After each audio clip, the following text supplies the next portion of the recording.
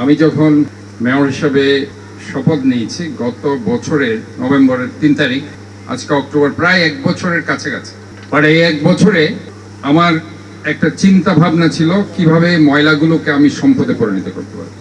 আমি হালিশহর এলাকার মানুষের কষ্ট দেখেছি, আমি আরিফিনগরের মানুষরা কষ্ট করছে, প্রতিনিয়ত দুর্গন্ধ তারা এখানে সাফার করছে।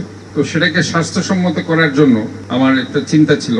আমি সেই চিন্তা থেকে আমি একটা থিম চট্টগ্রামবাসীকে আমি প্রেজেন্ট করেছি, this is a clean, green, healthy and safe city. এই ক্লিন সিটির আওতায় যখন আমাদের কাজ করতে যাওয়ার পরে জলাবদ্ধতার সমস্যাটাই তখন চলে এসেছে। আমাদের প্রধান উপদেষ্টা সাহেব যখন বললেন যে জলাবদ্ধতা চট্টগ্রামের অন্যতম প্রধান সমস্যা, এই সমস্যাটাকেই মিনিমাইজ করতে হবে। সো দ্যাট ওই জলাবদ্ধতার সমস্যা নিয়ে আমরা প্রথমে কাজ করতে যখন গেলাম, সেখানে বিভিন্নভাবে সার্ভিস ওরিয়েন্টেড অর্গানাইজেশনের সাথে যে একটা কোঅর্ডিনেশন যেটার খুব অভাব ছিল, সেই কোঅর্ডিনেশনের জায়গায় আমি এসে সবাইকে একটা ছাতার নিচে আনতে চেষ্টা করেছি এবং সেটা আমি সফল হয়েছি। এবং যার কারণেই জলাবদ্ধতার যে রেজাল্ট ইনশাআল্লাহ এবার আপনারা দেখেছেন, সেটা আমাদের সবার সমন্বিত প্রচেষ্টার ফসল।